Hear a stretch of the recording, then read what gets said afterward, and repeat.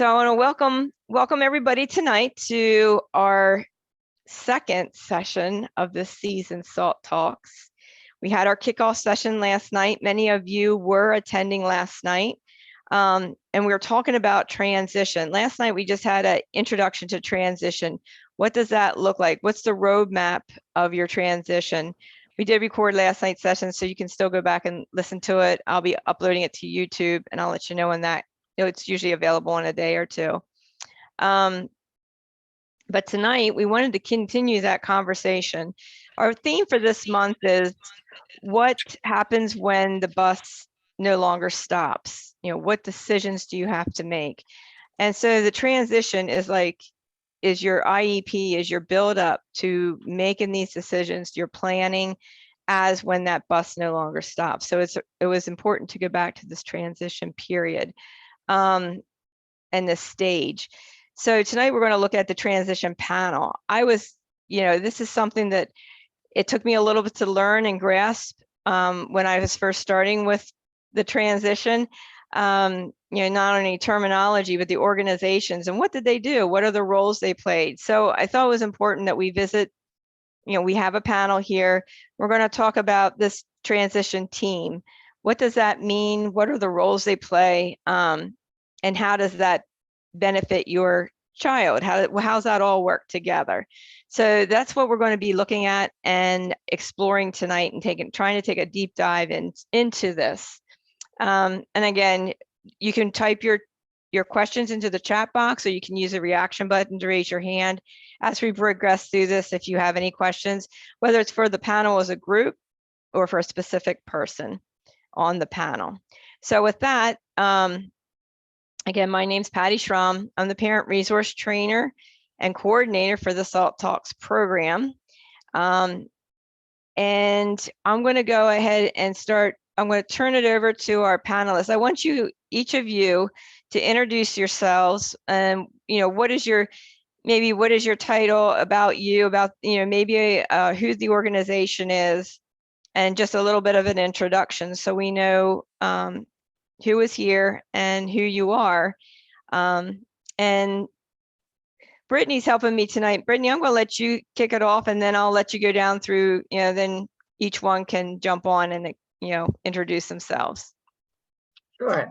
Thank you, everybody, for being able to make it tonight. I'm Brittany.conner. I'm the transition manager at Warren County Board of DD. And when Patty and I, along with the local leaders team, talked about how we wanted to present this information, we wanted to pull together team members that had worked together to successfully help students meet their long-term goals. So that's kind of how we came up with the panelists that are participating tonight. Like Patty said, feel free to use either the chat box or your responses if you have questions as we're going through the presentation. But we'll start with the first question that Patty threw out there. So Gerry, I'm going to start with you just because I can see different people on the screen. But if you would introduce yourself to everyone, if you will tell us your title, the organization, of course, that you work for, how long you've been working in the field, and so forth. We'll start there. Hi, everybody. My name is Gerard.knapp. I'm a transition coordinator through Warren County Board of DD. I've currently been in this current position for 12 years. And I generally work out of the Mason area. I do have a few cases that I work with through the Clinton-Massey School District also. Gerry, how long have you been in the field? I've been in this current position 12 years. I've been in social services my entire career, so 30-something years. Awesome. Thank you. Christina, I have you on the screen next. Will you introduce yourself, your title, the organization, and how long you've been working in the field? Hi, I'm Christina. I'm a job coach with the Warren County Board of DD. I have been in the field for 22 years this year, come October, but I've been a job coach for Warren County for almost 7 years.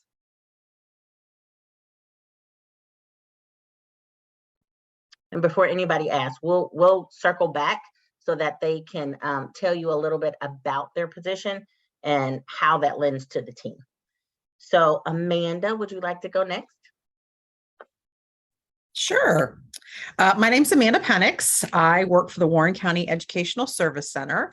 I have been in transition for 12 years, in my current role for 7, and I am the supervisor of transition services at the Warren County Educational Service Center. And that entails me supervising our transition program, which is TLC, the Transition Living Classrooms, as well as the transition coordinators that are school-based transition coordinators in the districts as well. Awesome. Erin, would you like to introduce yourself next?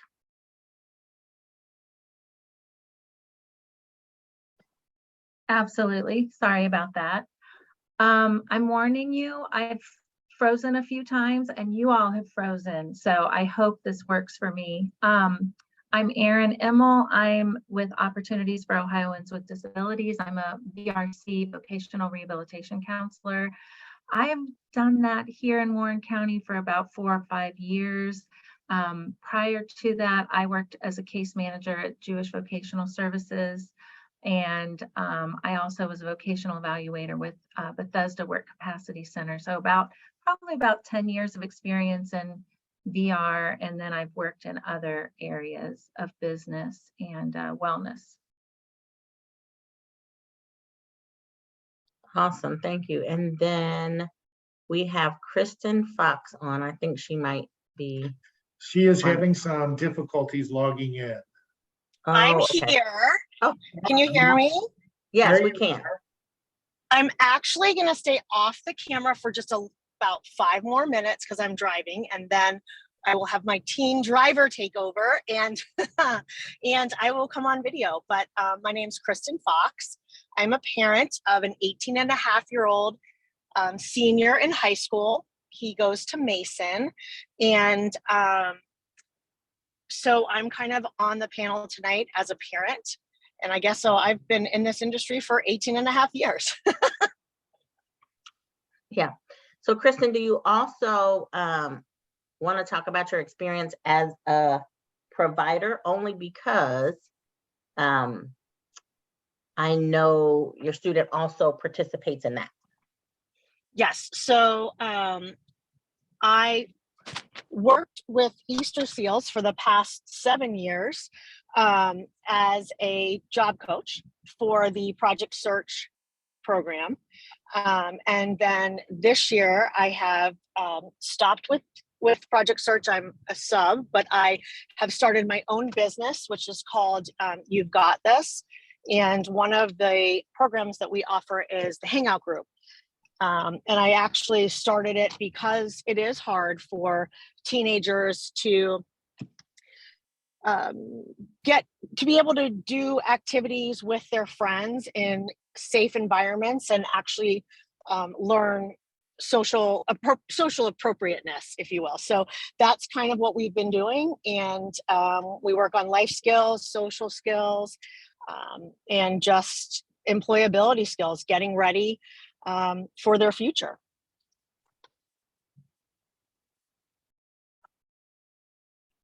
Awesome, thank you.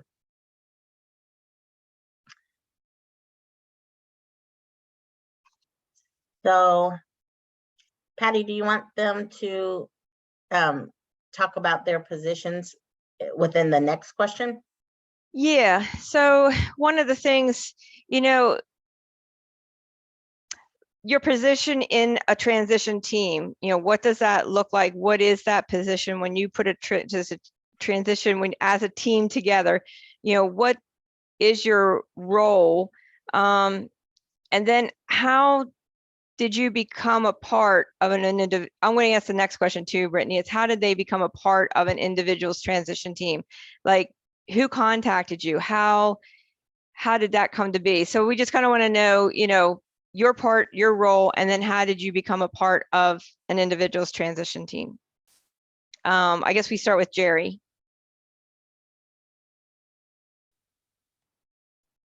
Well, I get, Brittany assigns me my referrals. So, but basically the referrals come from the schools. They come from service coordinators.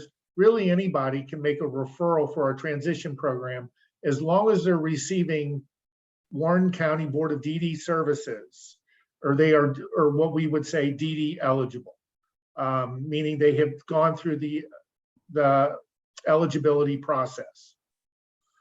That's how I become part of the team. And I contact the parent of the individual, and we kind of go from there. One of the first steps in doing is contacting the schools and letting them know that I'm involved with the family. And please to invite me to any kind of school meetings. And I also tell that to the parents also.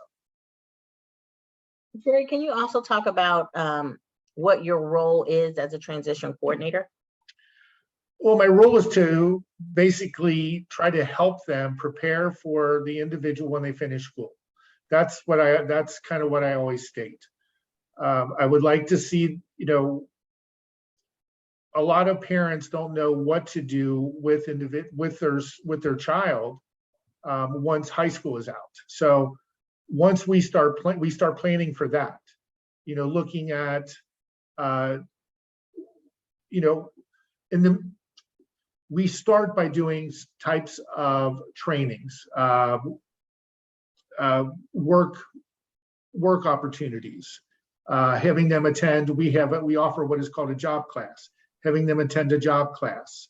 It's through the school year. It's an ongoing thing that lasts for several months.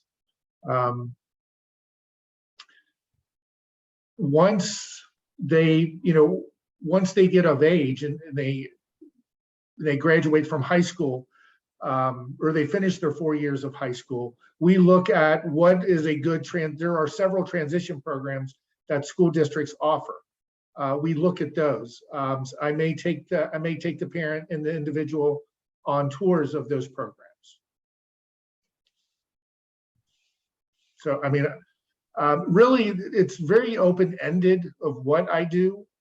It's kind of like trying to meet what the family wants and what the family is looking for. Awesome, thank you. I guess we'll move to Christina.horton. Same questions.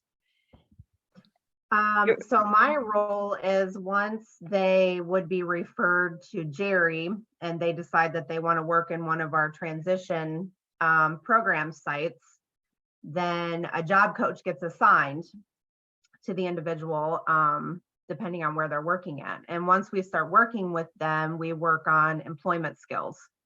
That could be a really big range of things.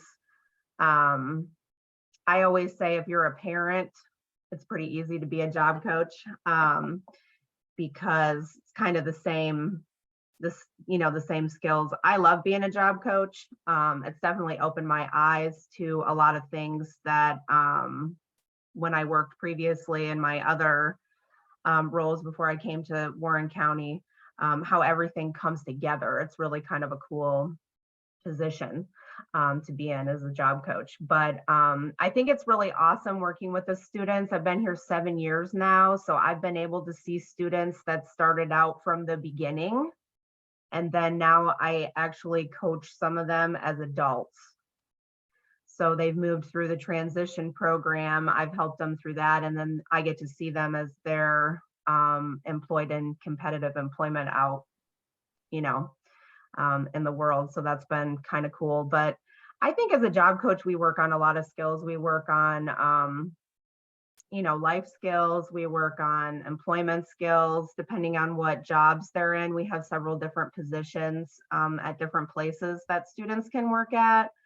We have a couple pizza places. We have a few positions actually in our office now that are employing students. We have a few retail places. So there's lots of opportunities for the individuals to get out there and try different places. I also think it's a good thing too, because we can see where maybe they, is a good fit for them. And if it's not a good fit, what could we do? Where could they fit so they'll flourish? So I think that's kind of cool to be a part of too. And then Christina, how would you become part of a person's transition team? Well, like once they get the referral, then they're placed into one of the places that we have. And then we're assigned through our supervisor on who we're going to be working with. And then that's our individual that we'll work with either during the summer, if they're only doing the summer program, or if they're working through the school year.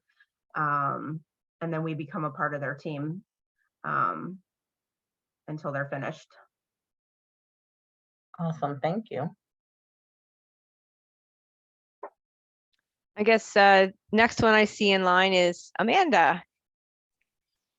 Okay, well, my role is kind of twofold, because being the supervisor of TLC, I get involved with the team typically when students, they've hit their senior year and the talk of deferring their diploma comes up and they're considering a transition program. So oftentimes I'll be invited to that IEP meeting or the transition meeting. We do have an open house, so sometimes parents come to the open house, and we do private tours, and they come and they tour our program and kind of give feel for what the program offers, and thinking about if it would be a good fit for their child. And then we are typically then invited, like I said, to a meeting, and then we can talk about it as a team on whether or not we all agree that that would be a good fit for the student. As the supervisor for the school-based transition coordinators, we have transition coordinators in every school within Warren County, and work really closely with Gerry and Laura and Lori and Jason and all of the Warren County DD transition coordinators as well. Our role there is to make sure that students are completing transition activities within the school. So that could be anything from part of the transition assessment. So, figuring out what their preferences, interests, needs, and skills are. It's also, making sure that they're getting some in-school and community-based work site, opportunities to go out into the community and work.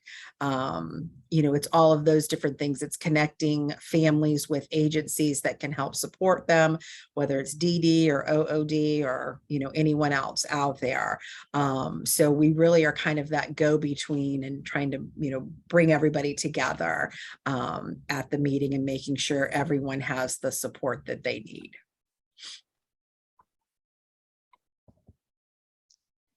And great. I see there was something just asking. We do have a question out there, which I'm going to hold about. I think it's going to be for Erin, but Amanda, there was someone who wanted to know the name of your program, if you could repeat it. I believe they were referring to you. And I was just getting ready to respond to her, but you might as well answer. Sure. TLC, which is the Transition Living Classrooms, and that is through the Warren County Educational Service Center. Is that, does that answer your question, Catherine? So yeah, okay, great, thank you.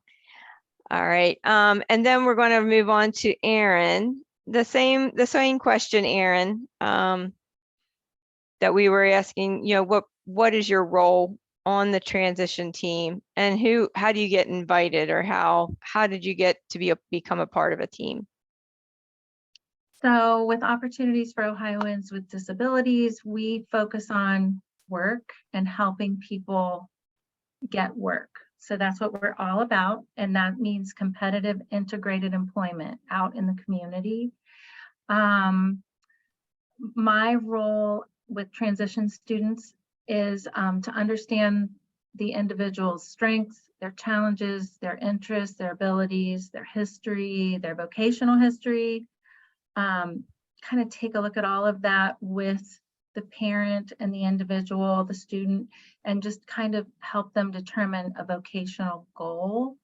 Even though they're in high school, they're young, they may not know we try to get a sort of a direction of where we're headed, but we call the plan, the individualized plan for employment, a career exploration plan. So we're basically just putting together a direction that we're heading to explore careers. And then we also place on the plan services that make sense to help the individual get there.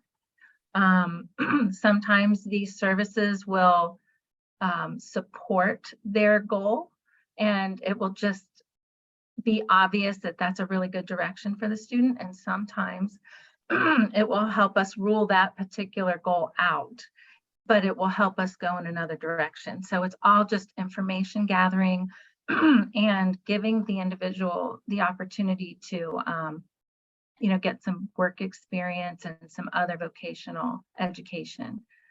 We have a host of services that OOD provides, but part of my responsibility is to understand what the other agencies and providers provide students as well, so that if I can't provide it through navigating OOD's services, I could potentially make a recommendation or referral for them to go somewhere else, and we can co-enroll, we can collaborate. I also see myself as kind of a person to help brainstorm solutions when we have a gap between where a student is and they need to be. And again, we're looking at all of Warren County and not just me, and saying, what do we have here? How can we all work together to help move a student along? My role is not as the service provider, just to be clear. I would give the family and the individual an opportunity for what we call informed choice, and that person and family would choose their provider.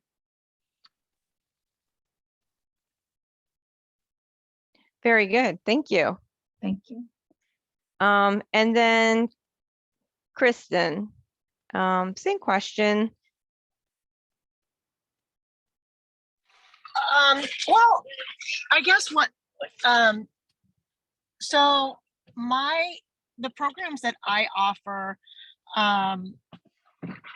people, Gerry or Erin or Laura, they know these kids and they've spent some time with them, and if there is a social gap or a life skill gap, or just knowing that they need to get out and experience a few more things in the community, work on community navigation, then they will be referred to me, to my website, and just kind of see what groups and activities that we're offering.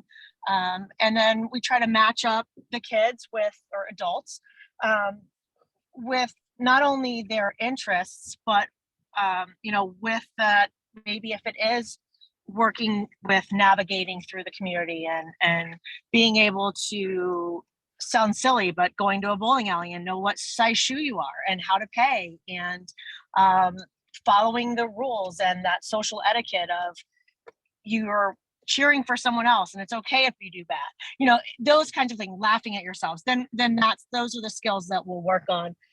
If they're needing more employability skills, whether they're soft skills or hard skills, we can come in, and we've done classes where we've worked on interviewing and just how you talk in the break room and at your job. I mean, these are things that come to us a little bit easier, but we really need to talk about that. We need to work on, if you want to have your phone on, you need to make sure that it's an appropriate time and what our phones are used for. So that's what we do, what I do, and what my the groups are, I guess. Does that answer your question? Is that okay? Yeah, that works. There was a question in the chat box. They wanted to know where the Jewish Vocational Center is located. And I believe, was that Erin? Was that you that mentioned the Jewish Vocational Center? Yes, I worked there, golly, 25 years ago. I don't even think it's there anymore. I have no idea where it is anymore, honestly. When I first graduated with my master's, I worked there. I worked for Bethesda Work Capacity Center, and I worked with OOD. And then I started having a family, and then I, worked around my family until 5 years ago. And then I came back because I love it. But yeah, I honestly don't know where JVS is anymore. I think it's Easter Seals. I think it's become part of Easter Seals. So yeah. But I don't. Goes back a ways. It does. Oh my gosh. I could tell you some stories anyway. Loved it though. Loved it. We'll go on to our next question, but I don't know if this would be for Christina or Kristen Fox, but there was a question out there. They wanted to know how you become a job coach. And you can answer it in the chat box, or if you have a brief, it says they're working on their HARP certification. So if there's something that you want to add just as some guidance to becoming a coach, I don't know if that would be for Christina or Kristen, whoever would like to take that one. Well, I will tell you that Christina is an amazing job coach. So maybe she should take this, because I have firsthand knowledge of this, because my son had Christina and he calls her Christina. So you can talk, Christina. Well, I didn't have to have like an education through college or anything like that. I actually used to work with Brittany at another facility, and this is how I became a job coach. And I worked with individuals with disabilities in their home in a lot of different roles there that I believe helped prepare me to be a job coach. So anyway, she called me up and asked me if I wanted to apply here, and I did. And so I was able to come work here. But there's really no education. I mean, we've had job coaches that have come on that, had no background with working with individuals with disabilities, and they've turned out, great. I think we learn as we go. You're trained when you come on, you're partnered with different job coaches that have been there for a long time and stuff like that to go out with them. And we do have to hold certain certifications now. There's one called CESP. I honestly can't remember all of what the letters stand for because it's been a newer certification, so I'm sorry for that. But for me, that one just kind of helps me get more knowledge on the other parts of like what goes on besides me. Funding, the transition coordinators, employment, like all those kinds of things. So that is one certification that we do have to keep. Every 3 years, we have to renew that. But other than that, that's it. Thank you. And I guess if we can get into that probably a little bit more later, or they can possibly email you for any more details if there's anything specific about that, if that's okay. Okay. So the next one, I'll do the next question, Brittany, and then I'll let you take, let's see what number we here at. So I'll do the third one I have here. So parents need to do probably a process, an eligibility process, or some sort of to be a part, to have your organization join a transition team. And I think you guys each have touched on that a little bit, but could you just review what exactly the eligibility process is? If there is one, which I think most, a couple of you do have an eligibility process. So we'll start with Gerry. What they need to know to have your organization part of their transition team in the sense of eligibility. Are you asking for what is the eligibility process? Yeah, they have to go through something for your group organization to be able to be a part of a transition team, to be considered a part of the team. So what does the parents need to do? Well, when we get the student, okay, the eligibility for the transition program is age 14 to 22. Anybody who has a developmental disability and is eligible for receiving Warren County Board of DD services can become part of our programming if they agree to do it. It's a voluntary program. I've had families not want services because they felt that their student was not planning on working in the future. So, you know, even then I try to talk them out of it just because there's more things that we can offer. There are some social opportunities for the students in our programs to participate in. So. And they would just, if for those who are not, or they're outside of Warren County, to be with the County Board of DD, all of them have an eligibility, like when you call the main office and go through like an eligibility process, that would be, you know, would you consider that's the starting point for really many Yes. parts of this? That's a big starting point, is contacting your County Board of DD and going through that eligibility process. Amanda, is there an eligibility process the parents have to think about when they ask you to join onto the transition team? No, the only, caveat for us is the transition coordinators in Warren County are only servicing Warren County schools. So if you're outside of Warren County, I would encourage you to ask, in your district, if your district has a transition coordinator, and many districts do. And then as for TLC, like I said, it's an IEP team decision. So I can be asked to the meeting and give information. And then as a team, we would determine if it's an appropriate placement for your child. And then Erin, how would someone contact your organization then for an eligibility standpoint?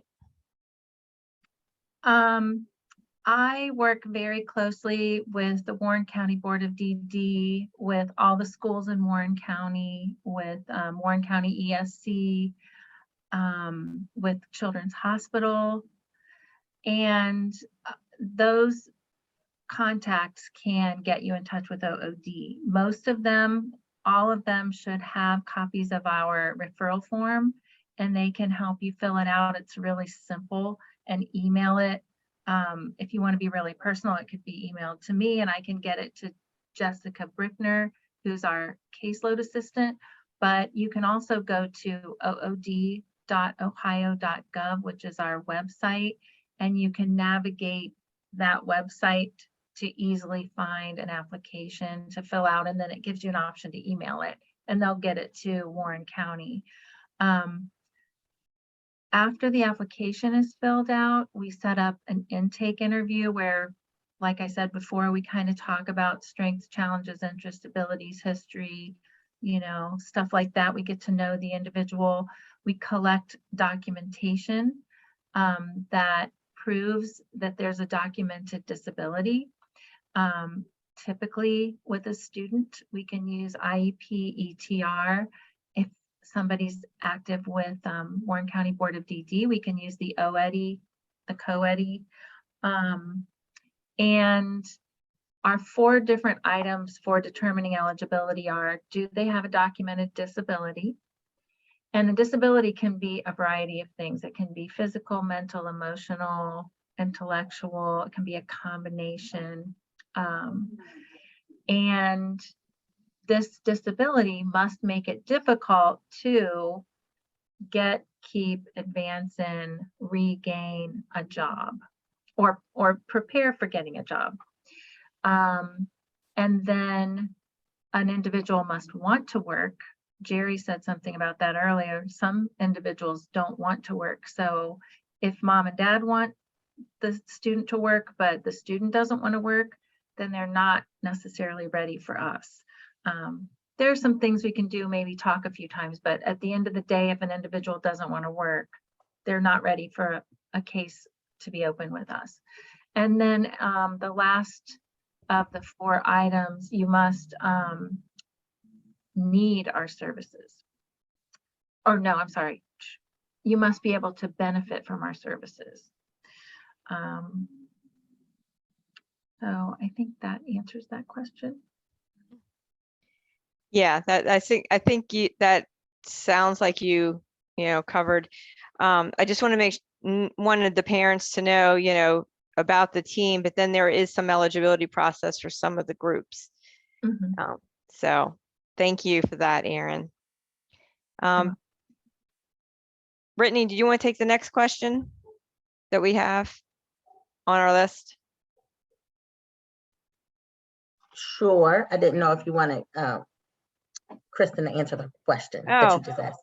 Yeah, Kristin, is there we had Christina and Kristin. Kristin, was there an eligibility process that the parents need to look at or go through for your services? We do have some, I call them guidelines, just because we really want to make sure that the participants of our programs are able to fall into a couple of different categories that we are structured to do. And I should say that opposite. We want to make sure that we are capable of helping people, and we can provide them with the needs that they may require. So we do have just basic requirements, and they're definitely something that I talk to parents on a one-on-one basis. And as we sort of develop that relationship through the conversation, whether it's with parents or the individuals themselves, that's kind of how we determine if the program or the groups are a good fit. Very good. Thank you. And Christina, was there anything you wanted to add regarding an eligibility process or anything the parents need to know No. for job coach? Okay. Thank you. Awesome. So is there any funding that will be needed to invite your organization to be on the transition team? So I guess we'll start with Gerry. No, we are funded through levy dollars, so none of our services cost anything.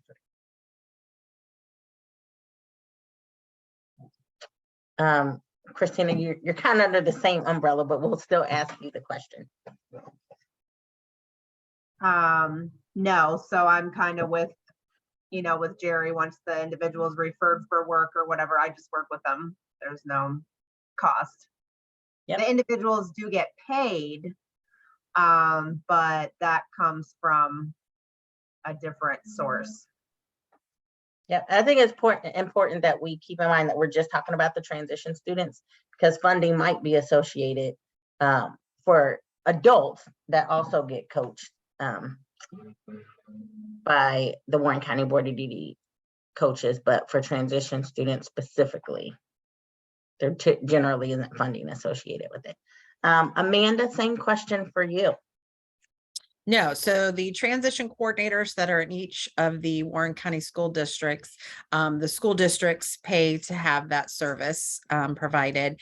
And then for TLC, we are tuition based, but again, it falls under that school umbrella. So the school pays for the tuition, and then they also provide the transportation.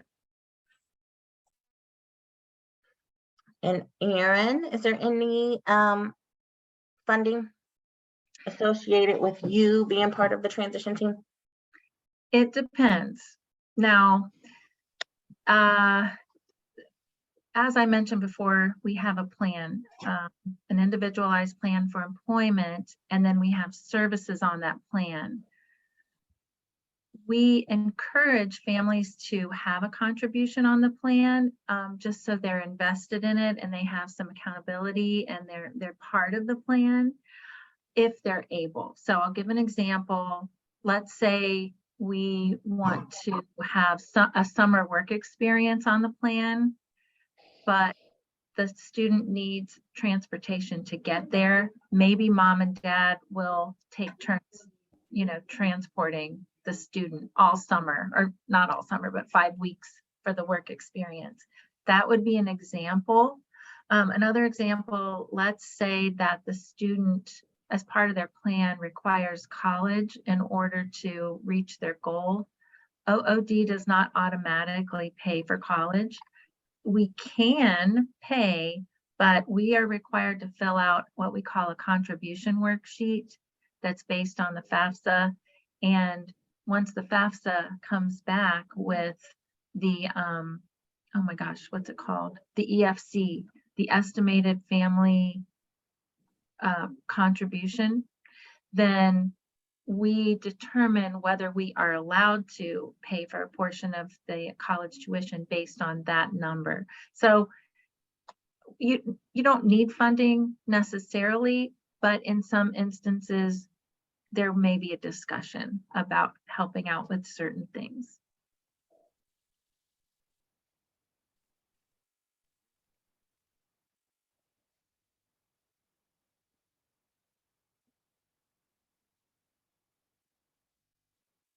Sorry, I forgot I was muted. Kristen, what about you? Is there funding associated with getting you to participate in a team or having people participate in any of the programs that you offer? There is. We certainly do self-pay, so parents do pay, but our programs we are able to take funding from the county's family support funds if individuals are participate in that program. Also, level 1 and self waivers are also accepted now for a lot of our programs. So we definitely have that option of help out there that parents can turn to those resources, or they can self-pay. Awesome, thank you. So we had a couple questions in the chat that I'm just going to put out to everyone on the panel. The first question is from Kelly, and she would like to know, how would these services work for a nonverbal individual? Like maybe they're not able to work in a certain location, and maybe they're only able to attend a day program. Is there assistance for transitioning to life after high school? So I'll let Gerry take that one first. Yes, as a transition coordinator, I've worked with many students who really did not work after they finished high school, and I would work with them in trying to find them the most appropriate vocab or day gap program for them. A lot of another thing that I would do would be to make a referral for them to get a service coordinator through the Warren County Board of DD. And the service coordinator does everything, whatever is needed for that family. They would kind of take over when I closed the case, since they are no longer considered a transition youth. So I hope I answered that question. And then, Christina, I'll send it over to you. Like, do you have any experience with people who are nonverbal working, or if they have limited communication skills? Any experience there? So I actually worked with an individual once. They weren't in the transition program anymore. So is it okay to talk about that one? Mm-hmm. Okay. So they were actually employed into competitive employment, and she had very limited speech. She would use sign language and things, but she could read lips. And I was coaching her during the beginning of COVID. So we had to come up with some like different ways of communication. Sometimes like I did, have to pull my mask down, but they did have a mask for me where she could see my lips. She could read pretty well. So we would use, you know, writing, but we had talked about maybe getting her a communication device or talking into her, or typing into her phone to where it could talk for her if that was necessary at the employment. So they were willing, you know, to do anything for the individual to be employed there. So on the job coaching end, there is a lot of accommodations that could be made depending on the limitation. Great. Amanda, anything, I know the answer to this, but can you answer that question? Like what services are available for nonverbal individuals who might be looking at DAHAB and how they're going to transition to life after high school? Sure. So a big part of TLC, what we do is it involves, you know, those daily living skills as well as vocational practice.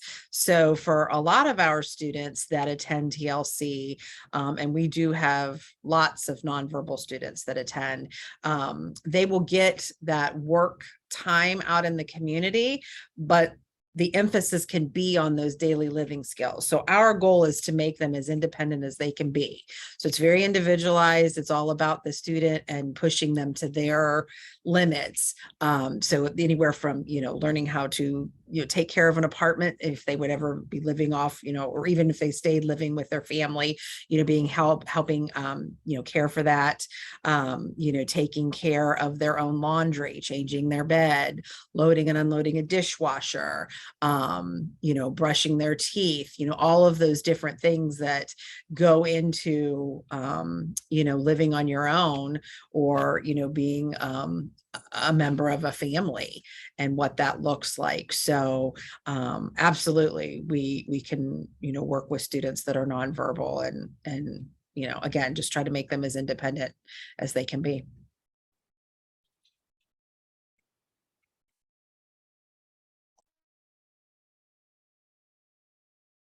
Sorry, Erin, do you have any input?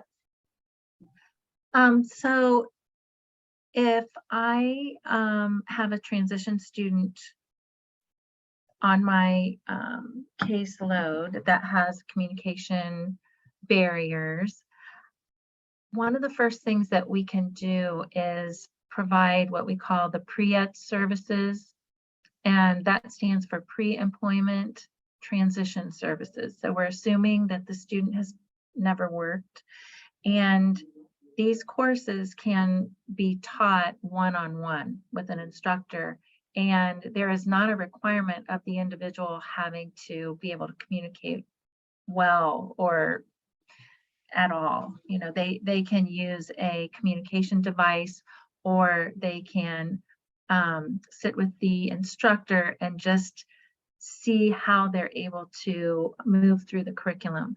If they can, great. We're going to have some really good notes from an able instructor, somebody who is used to teaching these pre-ETs, and they can just provide a lot of data for the team moving forward on how well and how much progress is being made. Each one of these pre-ETs is 8 hours long, and those can be done virtually, they can be done in person. So that's a lot of time for an individual with communication challenges to sit one-on-one with somebody and work on potentially, you know, coming up with some strategies to communicate.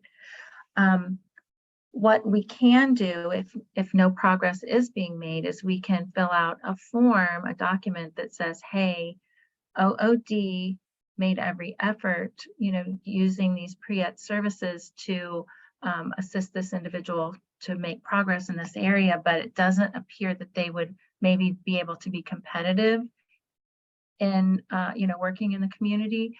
And that form allows for the next step of looking at other options that do not include competitive integrated employment. If an individual does make progress and the team decides, hey, let's try a summer work experience, then we can do a one-on-one work experience where it's one job coach to the, you know, one individual.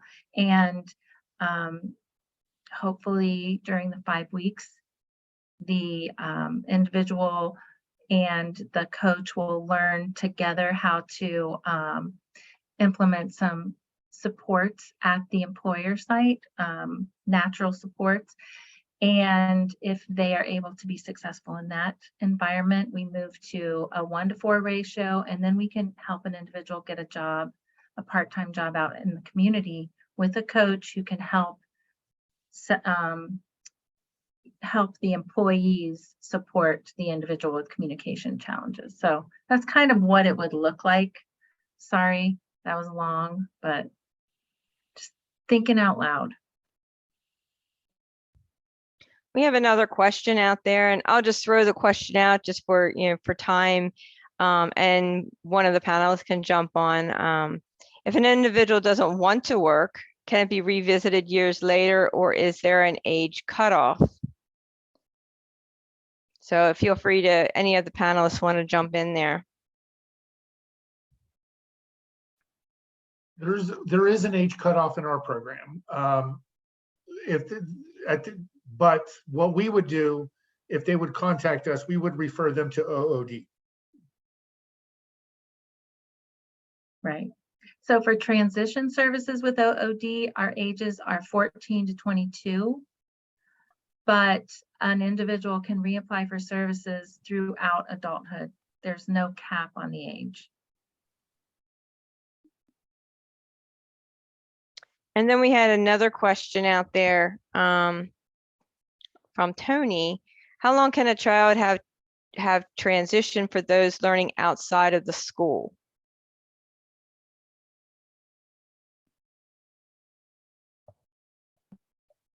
For OOD, it's 22 by their 22nd birthday. In our program, we generally say the individuals we work with are 14 to 22, although it can change from case to case, depending on what is needed. After they turn 22, we may hold on to them for another few more years. They may be attending college, they may be trying other different programming, whereas it would be very appropriate for us to stay involved, and we would stay involved. And for us, for the Warren County ESC, our services stop when students leave school services. So anywhere between that 18 and 22, once they accept their diploma, yeah, we stop our services.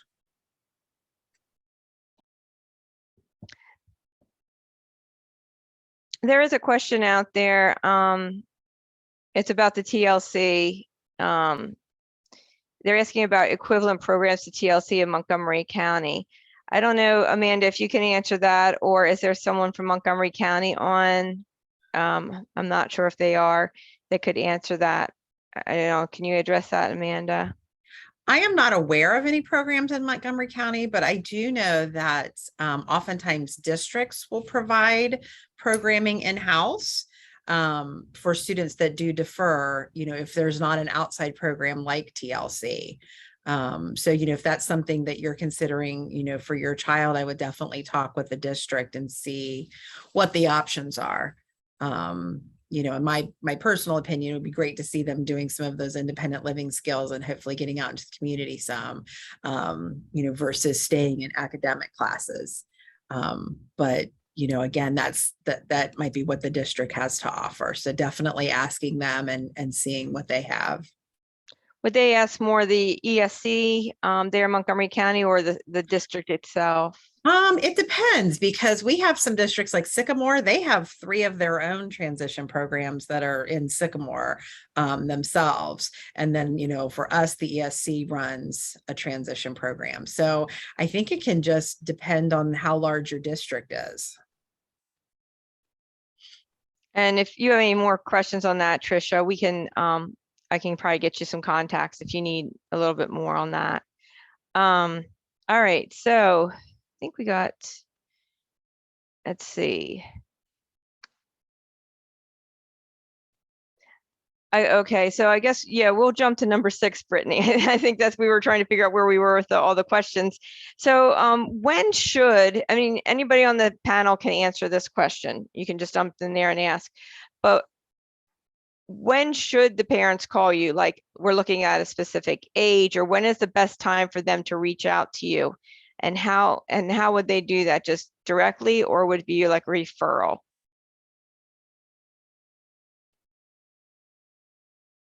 Anyone can jump in on that, I guess, who wants to. I say the earlier the better.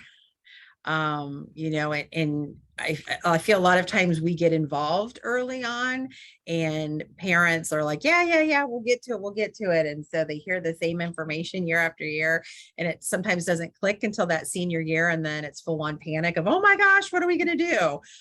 So just being able to know your options, and then, you know, kind of start making it a priority as your student gets older.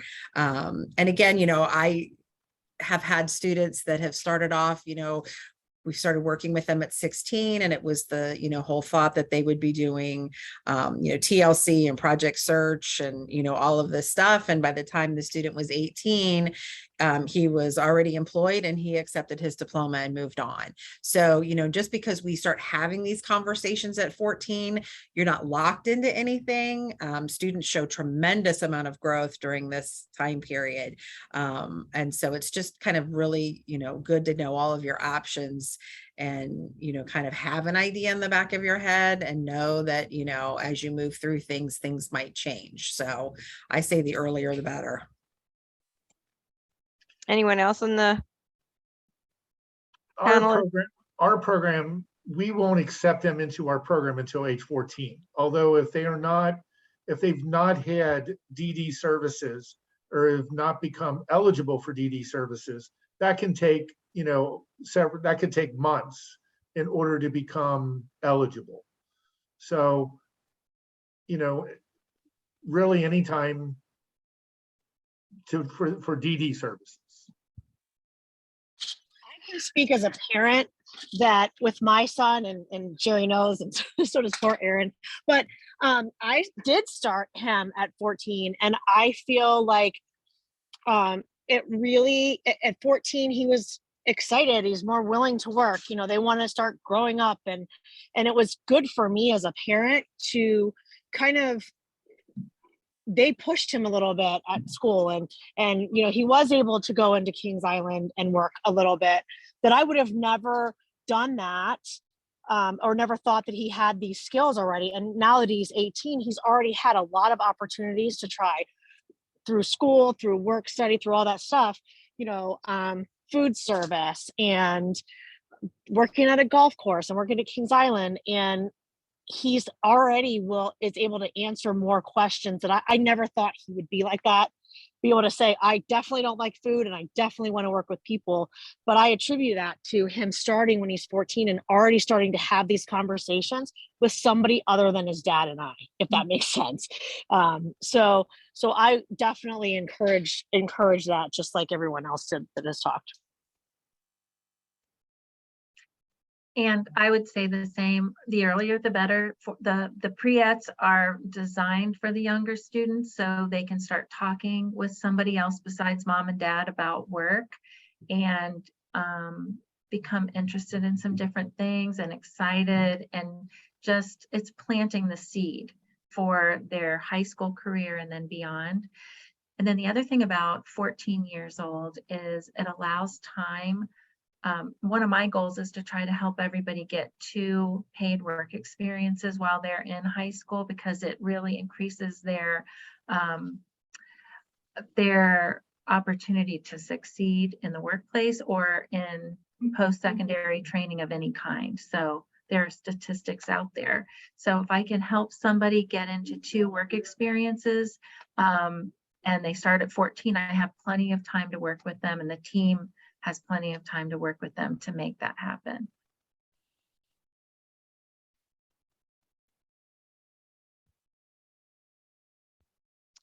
There is a question out there regarding homeschool. Do they receive the same services as a public school children? And then another question out there, kind of, and additionally to that one, is if they have an autism scholarship, receives an autism scholarship for ABA, are services available still without district?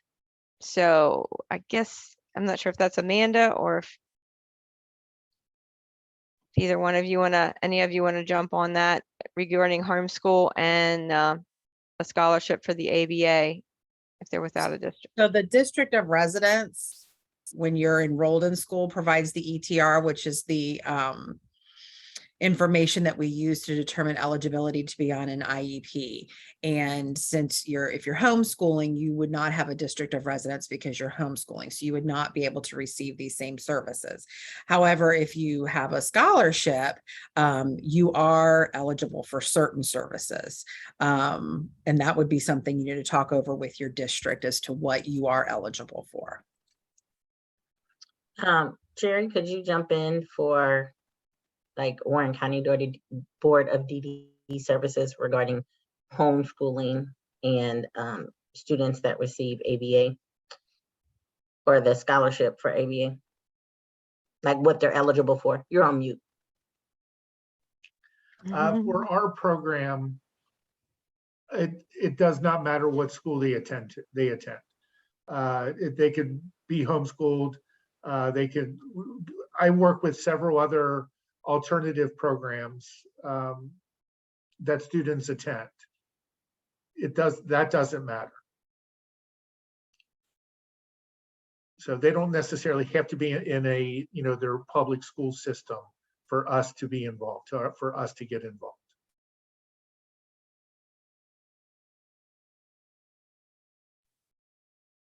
All right, thank you. I see Inez has her hand raised. Yes, can you hear me? Yes. Yes, I think for the panel, I think what's confusing for us parents is when you say programs, Department of Disability or OOD, and I know you guys work together, but for a person who is navigating transition, it's kind of hard to differentiate which is which and where to go to. And Patty know that I came from California, and there's a different system in California, how is done this process.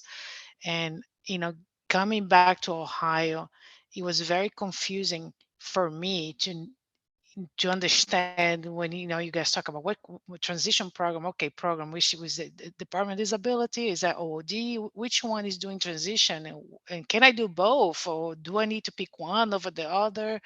So I wish, as we talk about this, is to determine, like you trying to, you already stated that once you are eligible at DD, then you can use the services from the Department of Disability. And then OOD is another choice that we can have if, DDD is not, giving whatever transition program it is, because I'm in Montgomery County, and honestly, I never heard of any TLCs here or any transition program besides the summer boot camp that we have, during the summer. So what I wanted to kind of, ask is that how can we do this better for parents? Because it's already hard for us to, go through the transition in trying to pick into, be more clear what we parents should be asking. Okay, the school system sometimes, like Amanda said, they have their own transition programs. So that's one option, right? And then there is the Montgomery kind of, or whatever, DD, and then there is OOD. I wish we could, somewhere here clarify where are these programs that are available. Thank you.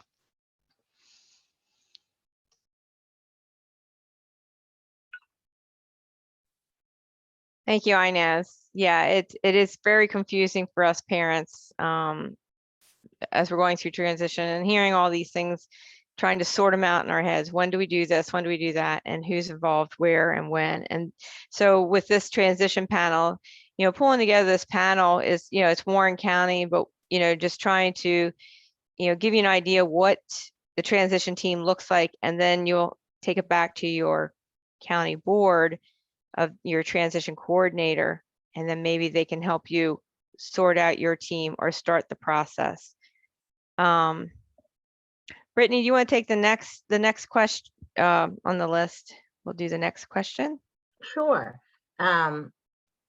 Who stays with the students upon leaving high school, and how long after graduation will you continue to work with them? So anybody can answer that one. I think some people have kind of answered it. But Gerry, I will throw it to you first. Kind of like what was stated before, the numbers that we state are, we started 14 and we end at 22, although that we work with the individual and everything is individualized. So if someone needs services up until 24, 25, we'll still be there helping them out.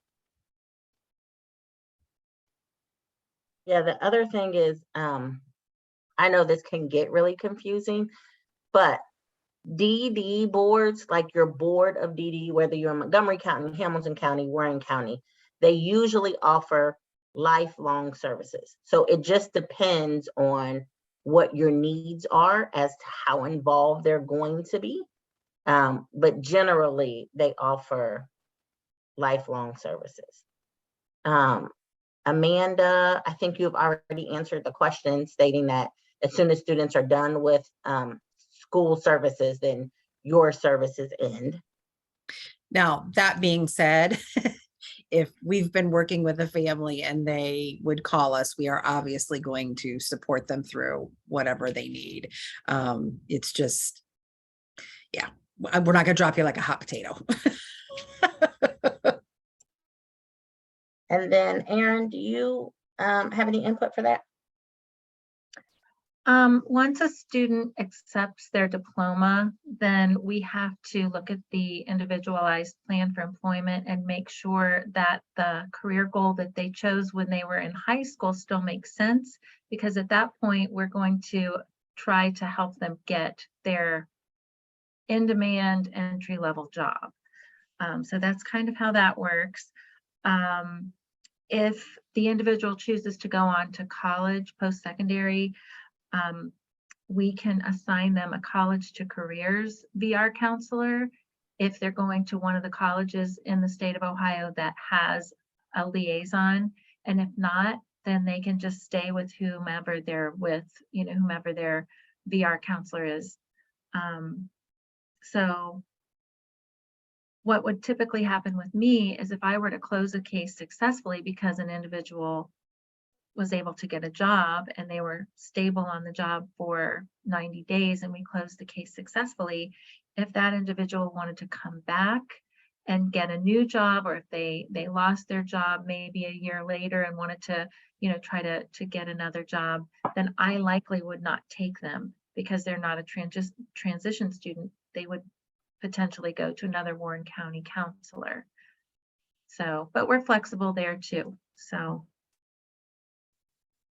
kind of how that works. And just to kind of, that's what, when with us, we had our OOD, which is Opportunities for Hawaiians with Disabilities. They were with us in the school. My son graduated, they helped us get a job, and then his case closed. Well, then years later, he was changing jobs or looking for a job, and we reopened his case. So like Erin said, it's the transition, there's the transition piece, but then they stay with you in the sense if you need more help later. You can open up a case again for that. Let's see here. I think there's a question. How do we best support our child during transition and afterwards? Is a question that's being asked out there. And then one other question, how do we best support our child before and after? And then also tack on, or the following the question that we're going to be also is, what is the best advice you could give to the parents? Things that you've learned, things that you've heard. So we'll start with Gerry to answer Tony's question first, and then what is your best advice to give parents? It's scary for a lot of parents that I've worked with. It is scary for them to allow their son or daughter go into the community working without them being there. That's very, very scary. But it's been my experience that more times than not, it is very successful for them to do that. Now, they are supported when they go out in the community. They will have a job coach with them. So if support them, allow them, give them opportunity.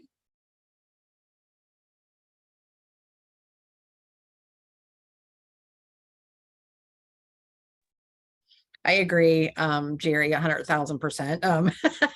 And I think, you know, pushing your child to be as independent as they can possibly be, which is hard, you know, but you mess up your laundry once and you have a pink shirt instead of a white shirt, you've learned a valuable lesson. And then you can turn that into another lesson by saving money to, you know, replace it. But I think just, you know, letting them know this is, you know, a rite of passage of all kids, whether they have a disability or not. Every kid is learning to become independent, and every kid is working towards living as independently as possible. And so that's just kind of what all parents are striving for. And I think one of the biggest pieces of advice that I could give is to ask as many questions as you need until you understand whatever it is you're trying to understand, and continue to be the best advocate for your child. So, you know your kid better than anybody else. And, you know, it's okay for you to go in and fight for what you want and, you know, push them and, you know, be a part of that team. It really makes me sad when I hear families say they didn't feel like they could say anything, because you are such a crucial part of the team and we absolutely want to hear from you. You have invaluable information for us. So just share and be a part of that team.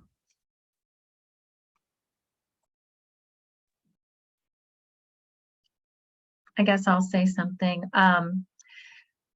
I'm thinking about what the mother mentioned earlier about how do we know how to best support our child. There's so many different agencies out there. And I think, well, the first bit of advice I would give is invite as many of the transition service agencies as you can to the IEP meetings starting freshman year. And just ask the intervention specialist, you know, who can help me with transition? Who can help my child with transition? And hopefully they'll bring the Warren County ESC and Warren County Board of DD and OOD, and, you know, invite, if there's a mental health counselor, if there's a behavioral specialist, bring them all to the table, decide if it makes sense to apply for those services based on what they can provide. And what I've seen work for parents is you just take advantage of all the opportunities in the county that are available. It's up to you to educate yourself. You know, once you see those people at the table and you know who they are, go to their websites, find out what they do, schedule appointments with them, pick their brain. How can you help my son, daughter? And I know there are a lot of different services and they seem very similar. Why would I have DD if I have OOD? I think of it like a puzzle. We're all sitting there at the table at the IEP meeting and everybody's got a few puzzle pieces that they can add. They're not all the same, but the right people will be placing those puzzle pieces based on what they're learning at the IEP meeting about the student.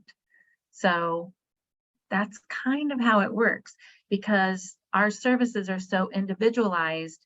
We don't just put a plan together for every single transition student and say, here you go. You're going to do these things with OOD, these things with DD, these things with the ESC, these, you know. So I hope that kind of makes sense. It does put the ball in your court some too, though. You've got to invite these people to your meetings, utilize your intervention specialist, your teachers, your work study coordinators, ask a ton of questions, like Amanda said, and follow up. If you can't get in touch with OOD, call them, text them, email them, because a lot of times these caseloads are big and things are happening. So be the squeaky wheel. There you go. Thank you. So there were 2 additional questions. Oh, I'm sorry, Patty, were you going to say something? I didn't know if Christina or Kristen wanted to add to that about the question with, best support the child and if they had any other advice for parents. I just think for me, oh, sorry. No, go ahead, Christina, go ahead. I just think for me, I like to have open communication between myself and the parent. I think that's really key. I know as a whole with all of us, but sometimes as being the job coach, it's nice to have constant communication. I've had some parents that have texted me later at night saying that their child had a rough evening. Maybe that might affect them the next day. It helps me better be able to support them in what we're doing. I can attest because I've worked with Kristin and her son. We had a lot of close conversations some days about his days and what was going on, and maybe some things that were going on that I had never seen before, but she was able to give me some insight into what might be going on, and so that made me see the situation a little bit differently. And then that can help me coach him as, when he goes out as an adult to work in competitive employment, how a supervisor might see that situation or, stuff like that. So communication for me, I think, is key between the parents and the job coaches. I agree. I mean, it was, and it also helped that Christina and I were able to use the same words with Ben and use the same, like, he knew that if he screwed around with Christina, she was going to tell me. And that if, he came home and I said, what did you do today? And he was, whatever, I could reach out to her and say, look, did this really happen? And so it not that it was like us teaming against him, but it also, he felt that like that we were both, it was supportive, but we were both going to stand firm to make sure that she's not coddling him and I'm not coddling him, but we're both making sure that he has all the tools he needs to be successful on both ends. And I think, as a job coach, when I was doing that, the same thing at Project Search with the kids that were I felt that were most successful in the programs were the ones that the parents weren't, we're not saying that you wait till something, I just don't, it's not healthy when you're worried and you're worried and you're worried and then something comes, a big thing happens. But if you're one-on-one every day, kind of just checking in, you know what, him and his brother stayed up late last night, he's going to be tired. Then Christina could have said, well, you know what, you shouldn't have stayed up late last night. Like, that's what happens. Adults go to bed on time. And if you don't, you still have to work. So I think that that's a huge piece. And then going back to the other thing about parents, all of us parents know, like, your kids are always better for someone else, right? So that goes back with the job in the jobs too. So we're all scared, like Gerry said, to let our kids go out there. And I'll say, oh gosh, I hope he didn't do X, Y, and Z. And Christina or Gerry or whoever sees them would say, I've never seen him act like that. I've seen him might do this, but he's never. And so it's because our kids know what's right and how to be, and so we can let the job coaches and give them a little faith and support that they're going to help your kids, but your kids are going to step up too more than they would at home. I think that's what I have seen.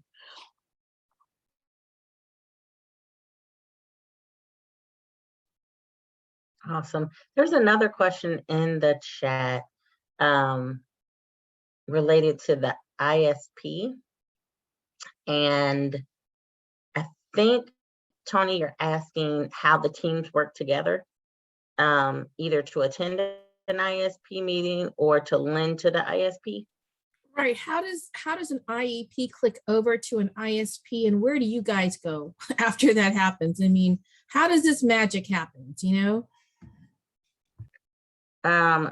So Gerry, I'm sorry to put you on the spot again. But if you can talk about the difference between the ISP and the IEP and how they lend to each other.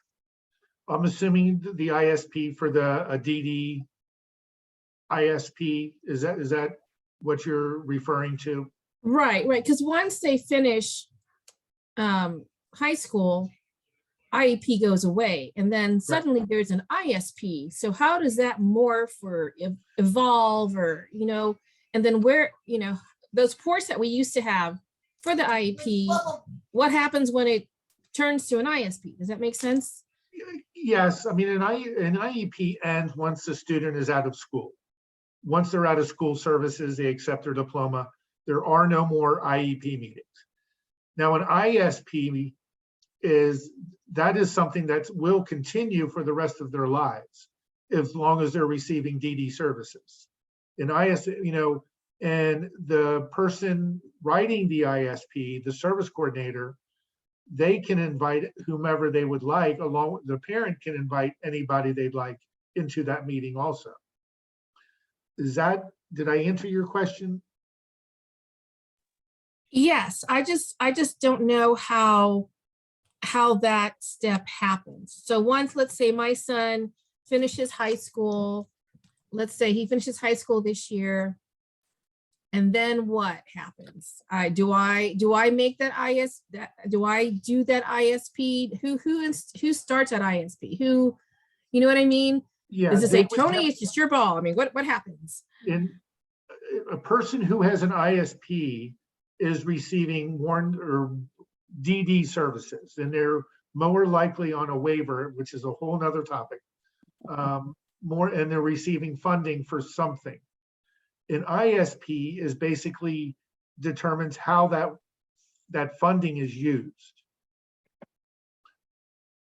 So the IEP, Tony, is school-based. And so, school-based. yeah. And so, Okay. go ahead, Amanda. Were you going to say something? I was just going to say, Tony, as your child starts to age out, like that senior year, making sure all of the people are at the table. And a lot of districts will allow some transition time. So if your child is going into adult programming, they'll oftentimes let you have a couple of days of transition where, a paraprofessional from the school can go with your child to the program or whatever, but we can kind of work together to make that a smoother transition.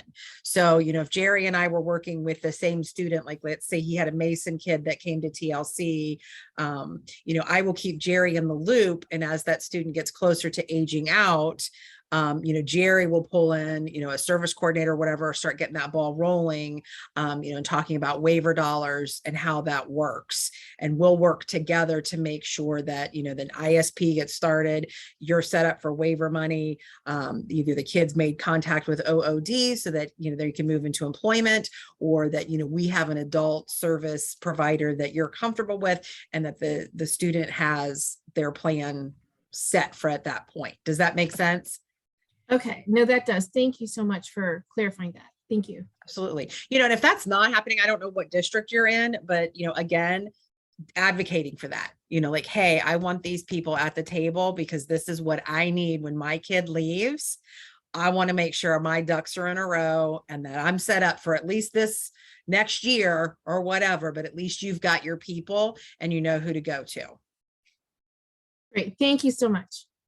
I guess from a parent perspective, I received a letter and a phone call, and we lined up a meeting. It was pretty right after the IEP and he graduated and all. We got they contacted me, the County Board of DD.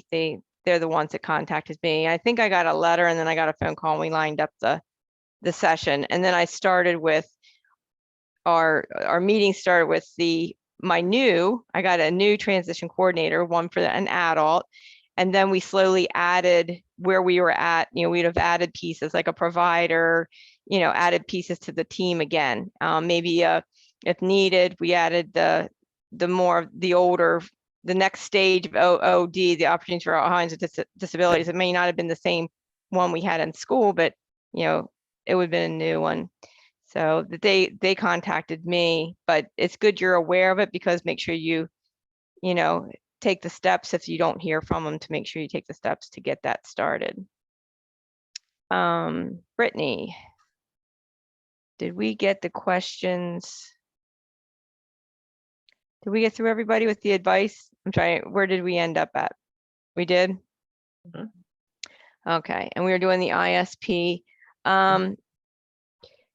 Tish had a question out there about instilling a reality check for your individual.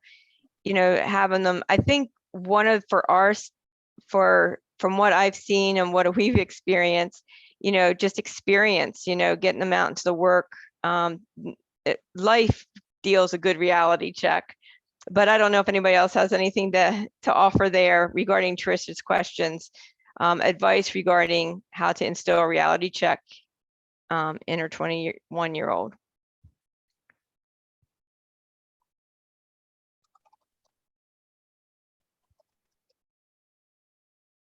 I guess I need a follow-up. What do you mean? What kind of a Well- reality check? Yeah, I was going to clarify. So someone said earlier, well, the parents may want him to work, but if he doesn't want to work, then, there's nothing you can do about it. And I understand that, trying to do the role of guardian versus parent. But the reality is he's 21, he's very capable, and he thinks he's going to hole up in his room for the rest of his life and, be a YouTuber. Now, I limit his technology, so that's not feasible, but he will find other things, healthy and unhealthy, to do, holed up in his room at 21. So I am working to just get him out as much as possible. But I'm really looking to instill reality about a job. You're capable, you've got skills, and he is in a transition program, Dayton Public. They're doing the best they can, I guess. But this is his last year in school. I mean, my first thought is limit the internet, not even just the technology, but after a certain time, it's off or he has to pay. And then when he doesn't have money, he doesn't get internet access. Maybe start implementing, you have to pay some rent or, nominal fees, but when he doesn't have any money, he's not gonna be able to pay for any of those things. So, having that conversation, about wants versus needs, and you have to bring money in to get what you want and need. And, if this is important to you, then you're going to have to get a job. I love that. Hit him where it hurts. Sleep in the backyard. Yeah. It's, that tough love, which is hard, but when they lose that internet access, that's everything. Yeah. So I did include in the chat, I don't know if anyone saw that, Warren County has a transition network website, and I included the website name in the chat. But it had some really good resources, things that sometimes parents may not have thought of as far as steps to take during those transition ages. So feel free to check that out. And if you don't see it in the chat, you can look it up at warrencountrytransitionnetwork.com. So we're about at 7:30. Time goes fast. So when we have a panelist and we have a lot of questions, but I'm going to be closing the recording here. We will have it available on YouTube for you to revisit and re-listen to. And I have put, Erin gave me some handouts for OOD, which is on our Salt Google Drive as well. And we also have a resource called a live binder where we upload everything from last year. And this year we'll upload. So we have all that. But I want to thank all the panelists who attended tonight. I mean, we had a lot of questions for you. Thank you for all your answers and trying to, in guiding us in this transition process. There's a lot to it. I remember when we went through it, it gave me a headache. I'll tell the parents it gave me a headache. It was just a lot of eligibility, a lot of information, and a lot of things to do and plan for. But as I said, if you start early, 14, we started late. I was one of the late ones. But if you start early, you have a little bit more time to absorb some of the information and take time, plan and understand a little bit more how the different transition pieces come into play. But if you have any questions following this session, feel free to email me and I can direct it to any of our panelists. Out there, we have a Google Salt Drive, which I believe Michelle, posted a Google Salt Drive. That's where a lot of the handouts are for tonight. I also put in the contact list for everybody that was on the panel, who they're with, and their website that's tied to their organization. So you can take a look at that too if you want. So I tried to put a lot of information there in the Google Salt Drive. But I want to thank everybody for attending tonight. And just a reminder, next week, we have 2 sessions. They're short sessions. We have Assault Teens and Me on Tuesday night. It's from 6 to 6:30. And we're going to be looking at the transition roadmap, including employment or post-secondary education. What do you do with your transition roadmap and to include those things? And we're going to look at it. The Assault Teens is for the parent and the student. That's why it's shorter. A little bit more activity, but the parents will get a lot out of it as well. So it's a good information. It's a little shorter and just a little more activity in the sense of interactive. And then on Wednesday from 12 to 12:30, next Wednesday, it's a noon time. It's a lunch and learn. We're going to have Project Life and Search from all the counties attending, including we're going to have one close to Cincinnati as well, or down into the Hamilton County. We're going to have all the Project Life and Project Search groups speaking about what is Project Life, what is Project Search, and just giving you an overall view, because right now is the time you want to look at that and apply if you're looking at that program. So I want to thank everybody again tonight. If you have any questions whatsoever, again, please feel free to email me or any of us. And our month will end, as I said, the theme for this month was what happens when the bus stops. We'll be ending with looking at a post-secondary education and what the options are there. So thank you again, and everybody have a great evening.